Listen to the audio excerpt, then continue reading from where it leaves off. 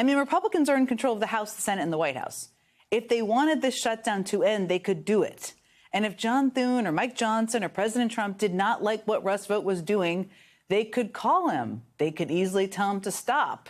Trump is quite literally his boss. He is ultimately the one behind all of this.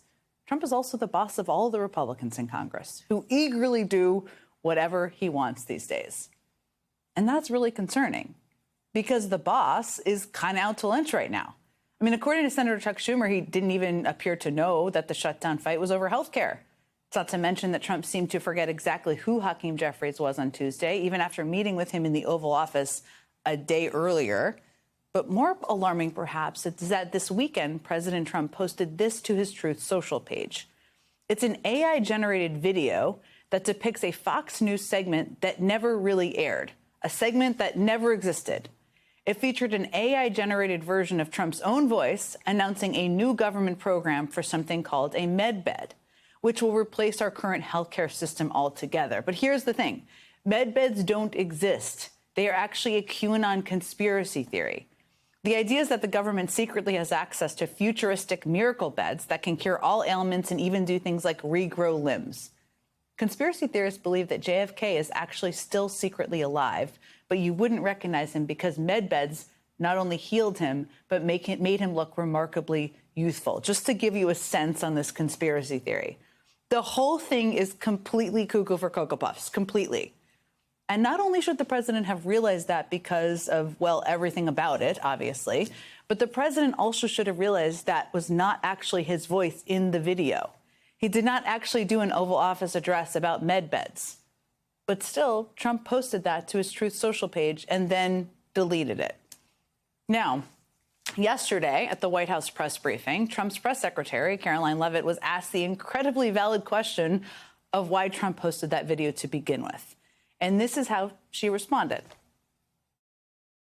I think the president saw the video and posted it and then took it down. And he has the right to do that. It's his social media. He's incredibly transparent, as you all know. You hear from him directly on social media. He likes to share memes. He likes to share videos. He likes to repost things that he sees other people post on social media as well. And I think it's quite refreshing that we have a president who is so open and honest.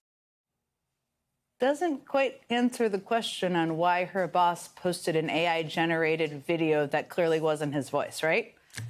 I mean, last month on Fox News, Trump also proudly bragged that he ended a war between the nations of Azerbaijan and Albania, despite the fact that the two countries were never actually at war. About a week later, at a press conference with the Prime Minister of the UK, Trump made the same bizarre claim. Just to give you a sense of how weird that claim is, this is how far apart those countries are. You can see it on your screen right now. Albania and Azerbaijan are not and have never been at war, but they are now laughing at us. Here's the Prime Minister of Albania making fun of Trump with French President Macron and the President of Azerbaijan at an international summit today. You should make an apology to us, because you didn't congratulate us for the peace deal that President Trump made between Albania and Azerbaijan. I'm sorry for that.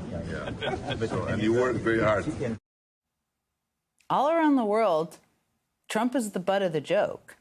And it's a little less funny to many people living here. I mean, after President Trump called for cities like Chicago to be used as training grounds for the military on Tuesday, Illinois Governor J.B. Pritzker said that he believes the time has come to invoke the 25th Amendment to get him removed from office. And earlier this week, Democratic Congresswoman Madeleine Dean confronted Mike Johnson, saying the president is unhinged and unwell. Watch this video closely, and you'll just notice how Johnson doesn't necessarily deny either statement. This is what I was talking about with Chris. The president is unhinged. He is unwell. What are you doing? A lot of folks on your side are, too. I don't control Oh, my God, please. That performance in front of the generals, that I didn't see it. is so dangerous. You know I serve on Foreign Affairs and Appropriations. This is a collision of those two things. Our allies are looking elsewhere. Our enemies are laughing. I just left you the have a speaker's president side. who is you have a president who is unwell. They sure are. Starting us off tonight, it's Democratic Congresswoman Madeleine Dean of Pennsylvania.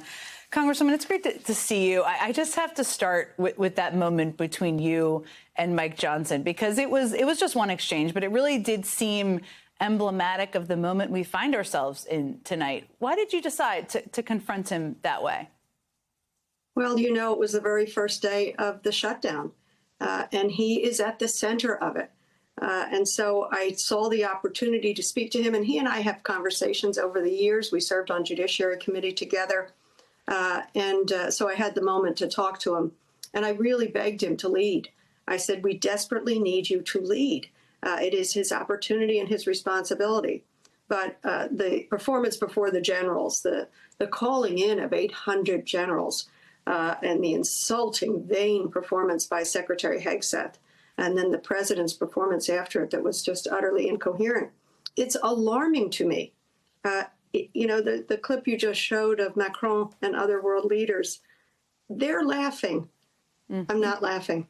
It's so worrisome. It is so dangerous. So I just wanted him to say that you must recognize, Mr. Speaker, that the president is both unhinged and unwell. In response, he didn't, at least in the video that we saw, you were in the conversation, didn't seem to say, no, he isn't. He kind of spit it back and said, you have unwell people on your side. What does that tell you? Using the word too. Same on your side, too. I think it's pretty obvious.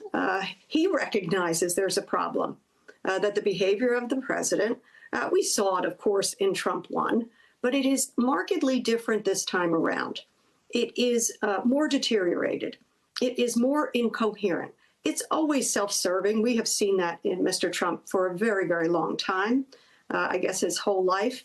But this is something I think very dangerous. And it was just a few days before he was on a different stage, on the UN stage, saying unbelievably incoherent and incorrect things. Obviously, complaining about an escalator and a teleprompter, paranoid about those things.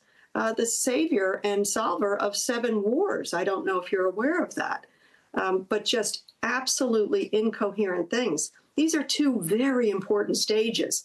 One staged for his purposes, his vain purposes, and the other the world stage.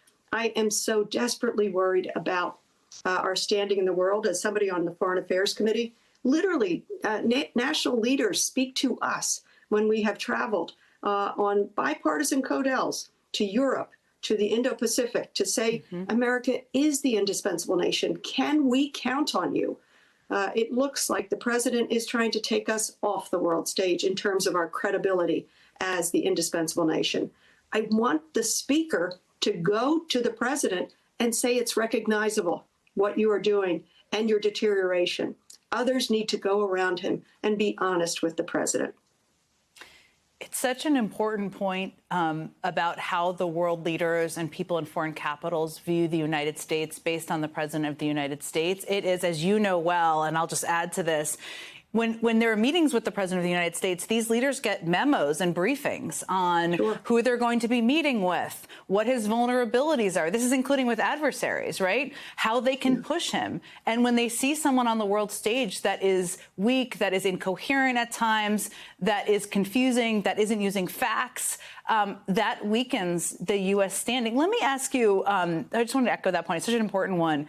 Let me ask you, because as you noted, we're on day 2 of the government shutdown right now. People across the country are being impacted. As I've stated 1,000 times already in the last 2 days, this is about health care subsidies for the American people. That's what Democrats are standing up to extend.